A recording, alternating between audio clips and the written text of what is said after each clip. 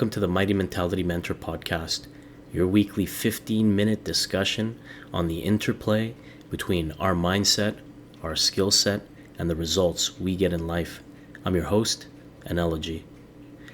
So last time, guys, we spent some time talking about the drowning rat experiment, or the experiment dubbed the drowning rat.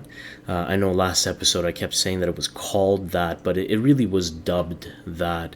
And that was the experiment conducted by Dr. Kurt Richter.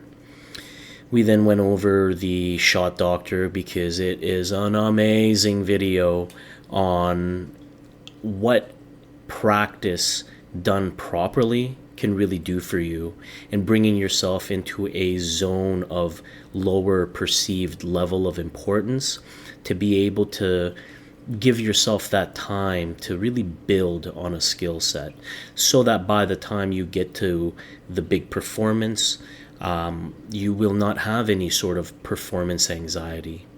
From there, we sort of segued into the avoidance, or the how important it is to avoid analysis paralysis, simply because somebody like Herb McGee, the shot doctor, he wouldn't be able to really amount to anything if all he did was really just practice in the playgrounds of West Philly. Okay, he needed to quote unquote graduate just to be able to actually exercise the skill sets that he ended up building. So today we're going to go over what is analysis paralysis and where does it come from. How do we identify when analysis paralysis is at play? And then we're also going to tie it into a fantastic model of what's called, most folks call it the flow diagram, and it's really dubbed flow or flow state by Mihaly Csikszentmihalyi, rest in peace. And so we're going to get right into that. So first things first, what is analysis paralysis and where does it come from? Definition by Very Well Mind states that analysis paralysis refers to overthinking a problem to the point that it becomes more difficult to make a decision. It often happens when people are overwhelmed by their choices or have too much information to sort through before they can actually make a choice.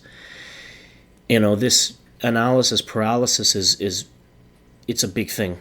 It's something that affects, honestly, I think it affects everybody at some point or another. In fact, back in December 1942, it actually affected the great Winston Churchill. After finding out that the designers of the landing craft that would transport big tanks and troops across the English Channel were spending most of their time debating major design changes, Churchill wrote the following to them. He said, "The maxim, nothing avails, but perfection, may be spelt shorter, paralysis."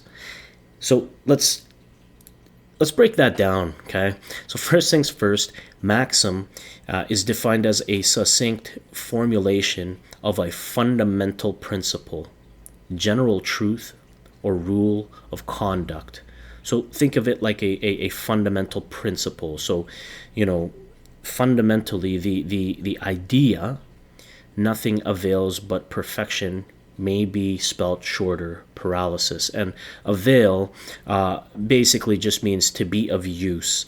So what he's saying there is the principle, nothing is of use but perfection, may be spelt shorter, paralysis. So what he's trying to say is the principle of nothing works except for perfection can be spelt shorter, paralysis. And so that he's touching on perfectionism and the fact that nothing short of perfection is good enough, and that is paralysis. And so it's beautiful because he's talking about perfectionism and analysis paralysis all in one kind of beautifully crafted sentence. Okay, this beautifully crafted sentence well encompasses everything that, in essence, we're trying to cover for this piece and, well, pretty much the whole month. Ultimately, of all the other folks that I've ever spoken with, many people have stated that it does come from the need to have things go perfectly or to avoid any errors or mistakes. And I mean, ultimately, when it's all said and done, this is a situation where deep down we know that the skill set is either slightly subpar or is definitely subpar for the goal or the target that we have in front of us. We know, we can tell. You know in your heart of hearts what your skill set is and what you can take on and what you've done before and what you haven't done before. And so usually that's a little bit of truth coming out, right? And it manifests itself in fear. And so that's something that we really need to be mindful of so that we can combat it. So one piece of that entire analysis paralysis definition is the fact that, we are very much boiling down everything, or I shouldn't say boiling down, I should say zooming in, because we're really zooming in on the skill set. I know last episode and the one prior to that, we had kind of gone over imposter syndrome and hope and overcoming fear. And that's all related to the bridge between your mindset and your skill set. And there, as much as there was some tie-in to the skill set, for the most part, we were just talking about mindset as it pertains to results and vice versa. Okay, so in this particular case, this is very, very similar to flow state. Okay, flow state is huge. Okay, because if you look at this image right here, you can see and try to just focus on the chart elements. We'll talk about the axes afterwards, but just focus up here where it says anxiety and boredom, right? These two right here are outside of, let's call it the flow channel, or what it says right here, it says the flow state, okay? So that is, call it the zone where you're, in this case, again, I'm going to just briefly talk about the axis, but it really should be skill and challenge. But the higher the skill that you have or capacity to act, the more of a challenge you're going to require in order to actually stay within flow state. Okay, so moving to this next slide here, you can see that, again, the flow channel, and that's awesome.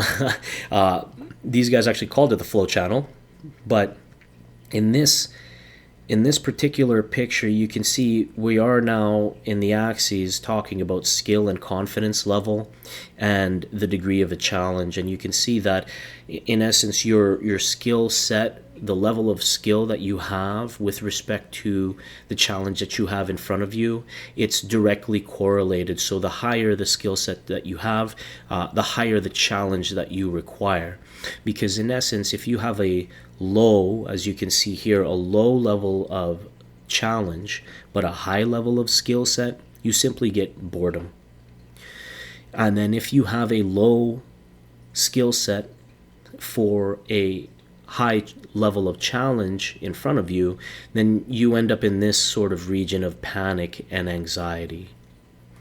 Okay, you can see that in this other slide here, where again you can see the flow channel, but again, if you're seeing that general trend of, again, a positive correlation, not an inverse, but a positive direct correlation. So again, pay attention to the axes on this one. You've got skills and you've got challenges, but the main piece that we want to be focused in on here, and I really want to go over just the basics here is that in summary, a low challenge with a high skill takes you to boredom. A high challenge with a low skill takes you to anxiety. So you gotta really just think to yourself, are you a victim of analysis paralysis because of your skill set and the challenge in front of you? Because really, if you are, then the thing that you need to really focus in on is being able to increase that skill set so that it matches the challenge at hand. Have you ever seen anybody who makes anything look easy put that thing off? No, you don't. You usually see them rush toward that thing because they're good at it. They've got the skill set. So there's no anxiety. In fact, one could even make the argument that if the skill set's too high and the challenge is way too low, that, you know what, these folks might get bored, but there's different ways. I do this in jiu-jitsu right now, even as a white belt. But we can talk about jiu-jitsu at another time. Right now, I feel like today's topic is a little bit thick, so let's get right back into it. So I want to restate this again. A low challenge with a high skill set takes you to boredom, and a high challenge with a low skill set takes you to anxiety. Okay? But how do you tell if analysis paralysis is at play anyway? I mean, what are the factors that we look at? Looking at whether analysis paralysis is affecting someone else or yourself. Let's try to group them as external for if it's happening to someone other than yourself, and internal for if it's happening within yourself. So internally, are you finding that you want to see things perfectly, or feel like there is some pre-work that needs to happen before you can move on to the next item? Do you feel maybe deep down inside that there's a chance things could go to a direction that isn't ideal, but you can't seem to put your finger on it?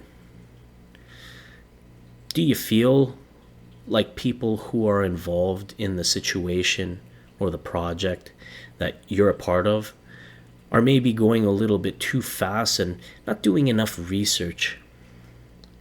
Are you overly concerned with all the future steps, and perhaps more interested in the future steps than the one immediately in front of you? These are things to think about, okay? Externally, looking at teams or working with other people, is there a lag in the entire process or the situation that makes you feel like things could be done much faster, but you can't quite seem to put your finger on that either? Are you being bombarded with questions that offer no real tangible obstacle to proceeding forward? No actual problem. They're mini problems. They're it's the final 20% problems, not the first 80%. Are the answers to these questions actually allowing us as a group to move things forward, or are we merely crossing T's and dotting I's that don't matter with respect to getting us to the next step? Okay? You really shouldn't be worried about crossing all the T's and dotting all the I's in the final chapters of a book when you haven't even read the first page. Seriously. Okay?